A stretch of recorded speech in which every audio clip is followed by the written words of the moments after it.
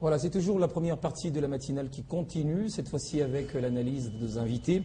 Alors nous avons le premier ici, je l'avais annoncé au début de votre magazine, Henri Tchouana, ancien ambassadeur de la République démocratique du Congo en Grande-Bretagne. Avec lui, nous allons faire le point sur la crise à l'est de la République démocratique du Congo, avec notamment cette pétition signée par ces autorités étrangères au sujet du drame qui se déroule au Nord Kivu. Henri Tchouana est notre invité ce matin. Bonjour, bienvenue. Bonjour, merci. J'en profite également à l'antenne. À vous aussi, une très très belle prochaine année, monsieur. Merci, c'est gentil. Alors, la première question que je vous pose, voici en fait une des déclarations tirées de Jacques Chirac, l'ancien président français. Connaissez-vous le Kivu, le drame qui s'y joue? L'horreur a franchi un degré effroyable. Alors, dites-nous, qu'est-ce que cela veut exactement insinuer par là, le drame qui s'y joue?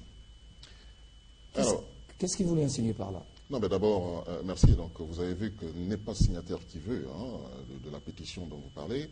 Il s'agit en fait d'une vingtaine de personnalités qui évoluent ou qui ont évolué dans différents domaines, que ce soit le domaine politique, le domaine diplomatique, le domaine culturel, musical, littéraire, et j'en passe, dont certaines de ces personnalités ont une histoire particulière avec la RD Congo. Regardez cet ancien champion de boxe, par exemple, qui avait attiré une énorme sympathie de la part des ex-zaïrois il y a près de 40 ans. Voilà, lorsqu'il a osé dire qu'il avait des origines zaïroises, et le soir de son match, tout le stade a vibré pour lui. On a quelqu'un comme Abdou Diouf, ce grand démocrate africain qui a su prouver effectivement qu'il pouvait défendre la RDC où et quand il fallait. Et il y a notamment Jacques Chirac, cet Africain blanc, moi je l'appelle Africain blanc, qui est un ami de la RD Congo et un ami aux Congolais. Souvenez-vous, il vouait une amitié particulière au maréchal Mobutu. Et moi, je me souviens, lorsqu'il a rencontré pour la toute première fois Joseph Kabila à Genève, j'étais là, il a dit bien des choses pour la RD Congo. Il avait déjà fait auparavant, en 1999, lorsqu'en avril 1999, justement, la France, qui présidait le Conseil de sécurité, a initié et fait adopter la résolution 1204, qui est en fait un élément fondamental qui a déclenché le processus de la fin des hostilités, dont la signature de l'accord de paix. Alors, pour revenir à votre question, il s'agit d'une belle brochette de personnalités qui font en fait une liste de faiseurs d'opinion sur lesquels, ces faiseurs d'opinion, sur lesquels justement la diplomatie congolaise doit absolument, je dis doit absolument se focaliser pour travailler. Je le disais ici la semaine dernière, c'est que nous avons des amis. Regardez, ils sont en train de se faire connaître maintenant. Nous avons des amis. Donc ce sont des faiseurs d'opinion avec qui il faut travailler. Ce qu'il faudrait faire, c'est d'aller vers eux. Parce que ce qui se passe justement au Kivu, c'est un grand drame, tout le monde le sait. Il faut aller vers cette liste de faiseurs d'opinion. Il faut les voir. Il faut élargir cette liste avec des faiseurs d'opinion existants et créer d'autres faiseurs d'opinion, justement pour qu'on travaille sur les stratégies diplomatiques que nous avons. Mais est-ce que ces personnalités politiques étrangères dont vous avez cité, est-ce qu'ils connaissent exactement l'enjeu qu'il y a autour de cette guerre? Ça veut dire par exemple l'implication de la communauté internationale, ou la communauté internationale divisée en deux blocs. Un bloc qui soutient ce que les frontières de la RDC ne doivent pas être violées, et les autres qui pensent qu'il faut qu'il y ait des conflits pour dilapider les matières, les ressources naturelles. Absolument. Lorsque vous citez un extrait de passage de leur pétition, vous comprenez bien que ce sont des personnes qui aiment le Congo et qui ne voudraient pas qu'on en arrive à une balkanisation. Mais la connaissance des enjeux. Les enjeux, ils les connaissent parce qu'ils disent très bien dans leur pétition qu'ils viennent voler, violer et ils pillent les ressources naturelles de la RD Congo. Donc ils le savent. Ce qu'ils demandent, pas plus ou moins, que de renforcer la capacité des forces des Nations Unies de telle manière que ces forces de 17 000 hommes jouent pleinement leur rôle. C'est tout ce qu'ils demandent. Et c'est ce que tous les Congolais ont demandé. Moi, je pense effectivement que la communauté congolaise dans son ensemble n'a pas besoin que tout ceci se fasse, allez, on va dire, à la veille de la prochaine date anniversaire du Christ. Non, il faut que ça se fasse maintenant et tout de suite. Mais dans cette série d'interpellations, on ne voit vraiment pas, interpellation, oui, le drame au Kivu, des gens meurent, mais on ne cite véritablement pas les noms des auteurs ou des pays, quand même, qui font partie de la communauté internationale, qui sont impliqués dans cette crise. Ben, s'il faut revenir en arrière, vous savez, le Conseil de sécurité, c'est quand même 15 membres. Je le disais encore, que ceux qui pensaient à la légèreté de l'entrée du Rwanda au Conseil de sécurité, ils sont en train de voir que justement, ça nous coûte un peu cher. Ce qu'il faut faire, c'est que nous connaissons les pays qui sont là. On a eu la France qui a présidé, vous savez, la présidence du Conseil de sécurité, elle est tournante. Il y a eu la France au mois d'août, il y a eu, si mes souvenirs ne me trompent pas, l'Allemagne au mois de septembre, il y a eu le Guatemala, je pense, au mois d'octobre, l'Inde au mois de novembre, et le Maroc. La question qu'il faut poser, qu'est-ce que notre diplomatie a fait avec tous ces pays-là? Et l'année prochaine, dès l'année prochaine, il y a encore cette présidence tournante qui va commencer. Et cette présidence, c'est par ordre alphabétique anglais, du nom. Qu'est-ce qu'on va faire avec tout? Je vois vos frissons. Le R du Rwanda viendra beaucoup plus tard, hein, dans l'ordre alphabétique, ne vous inquiétez pas. Mais il va falloir travailler avec ces pays-là. Il faut y aller, mais c'est vrai, l'essentiel aujourd'hui, c'est d'abord de terminer la guerre, de mettre un terme à la guerre, de faire amener la paix. Et ensuite, je ne le dirai jamais assez, il faut travailler sur le long terme. Et c'est ce que je pense, beaucoup de gens commencent à demander maintenant. Mais est-ce que cette interpellation pourra finalement changer la donne, oui, à votre avis? Oui, je vois votre question. En fait, vous demandez que valent les voix de ces signataires face à celles... Exactement. Oui, même au niveau du Conseil de sécurité, est-ce que ça pourra changer la donne, de manière à ce que, par exemple, le mandat de la MONUSCO soit redéfini?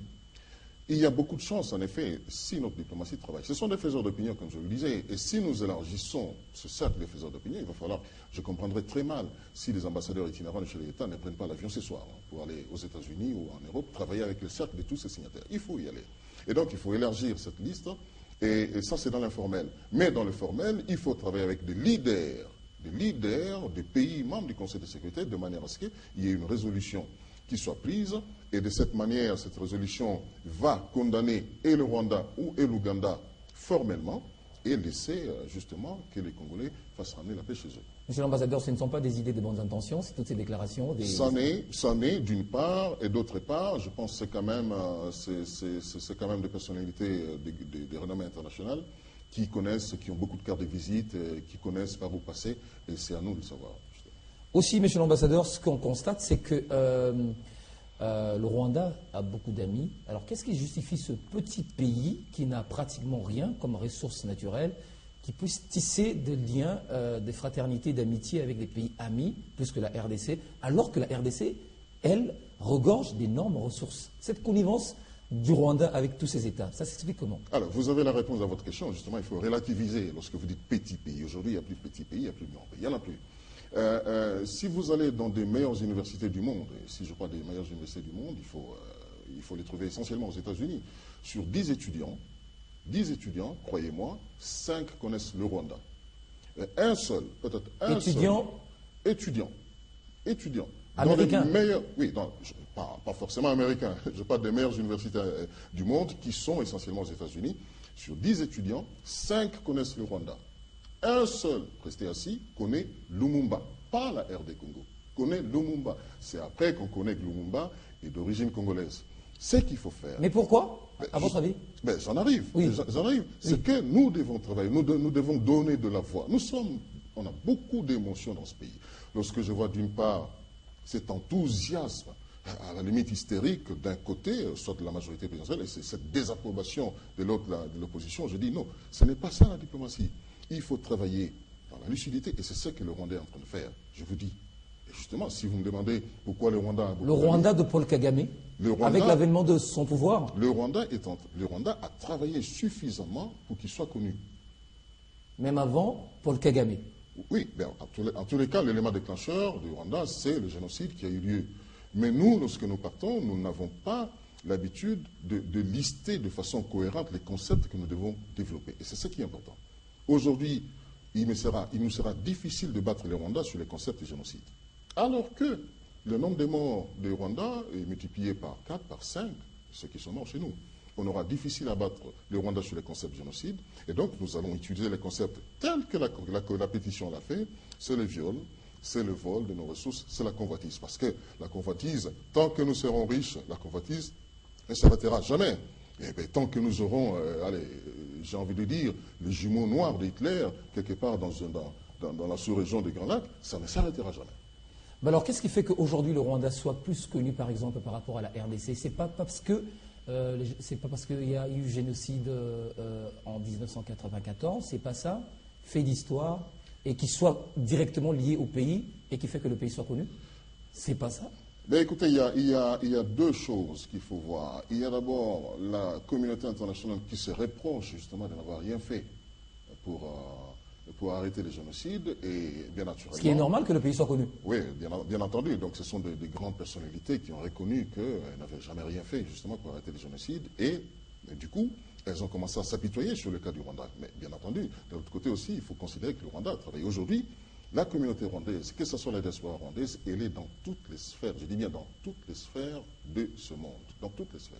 Et ça se joue à quel niveau? Au niveau de la diplomatie, à votre avis? Partout. Partout, nous avons soutenu, déjà, il faut le rappeler, nous avons soutenu par exemple le Rwandais qui est à la tête de la Banque africaine de développement. Il est venu ici, nous l'avons soutenu. Le Congo, la RD Congo, a donné la voix au Rwanda, souvenez-vous. Hein. Donc, c'est des gens qui ont réussi justement à entrer partout et ce n'est pas impossible pour nous parce que nous en avons les atouts, heureusement. Un enjeu qui se joue sur tout le front rwandais. Alors, vous dénoncez alors les faiblesses de la diplomatie congolaise, si je vous comprends bien. Faiblesse, oui et non. Je l'ai dit ici la semaine dernière, c'est vous constatez. Il y a eu un raté pendant un certain moment. J'ai dit ici que le gouvernement de transition 1+4 n'a rien fait en fait en termes de diplomatie. Rien, absolument rien. Que ce soit en ce qui concerne le problème du Kivu dans son ensemble. Les belligérants partager le pouvoir, c'est normal, c'était difficile. Hein. Oui, bien entendu. C'est le moment justement de voir quels sont les ratés de l'accord de Sun City. Il en existe. Quels sont les ratés de l'accord de Lusaka qui sont poursuivis en fait avec le gouvernement 1+4 qui a laissé le problème du Kivu dans son entièreté et qui n'a pas réussi à se faire entendre sur le plan diplomatique parce que, bon, peut-être les moyens n'avaient pas suivi ou pas, justement parce que à l'époque, les belligérants ont partagé, vous vous rendez compte, ont partagé les missions diplomatiques, ce qui, bien entendu, celui qui partait comme ambassadeur dans un pays étranger, il militait beaucoup plus pour sa composante que pour l'ensemble du pays. Alors que la diplomatie, en fait, elle devrait rester neutre. Lorsque on va en diplomatie, c'est pour parler de ça, de son pays et non de la personne qui l'a envoyé.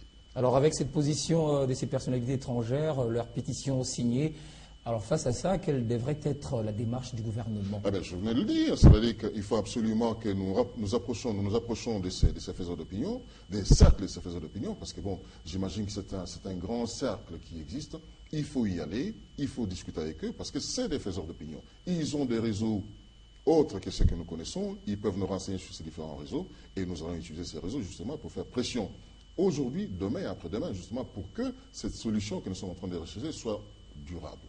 Alors la situation au Mali, Madagascar, Zimbabwe, les structures ou bien les organisations sous-régionales n'ont pas pu apporter une solution efficace. Est-ce que vous pensez que la CIRGL ou l'Union africaine pourrait régler la crise en RDC? Non. D'abord, il s'agit de compter sur nous-mêmes, M. Zatoro. D'abord, compter sur nous-mêmes. Parce que nous en avons les atouts, je viens de le dire. Il faut que nous utilisions nos atouts à nous. Il faut que cet égoïsme qui semble planer sur la RD Congo s'arrête. Compter sur nous-mêmes parce que justement, et le Rwanda et les autres pays... Quand vous parlez d'égoïsme, vous faites allusion à quoi exactement? Eh bien, encore une fois de plus, je l'ai dit tout à l'heure, lorsqu'il y a d'une part des approbations, d'autre part enthousiasme, il faut qu'on arrive à analyser les choses avec froideur, arrêter les émotions, arrêter la désinvolture, aller avec une certaine lucidité vers l'intérêt de la nation, ce qui est important. Et bien entendu, avec cela, nous pensons, lorsque nous allons nous montrer assez forts dans la sous-région, les autres pays vont aussi en profiter. Et lorsque je parle de ce, regardez, la Turquie, elle a décidé, malgré qu'il y a un problème avec la Syrie, la Turquie a décidé de poursuivre les échanges commerciaux avec la Syrie.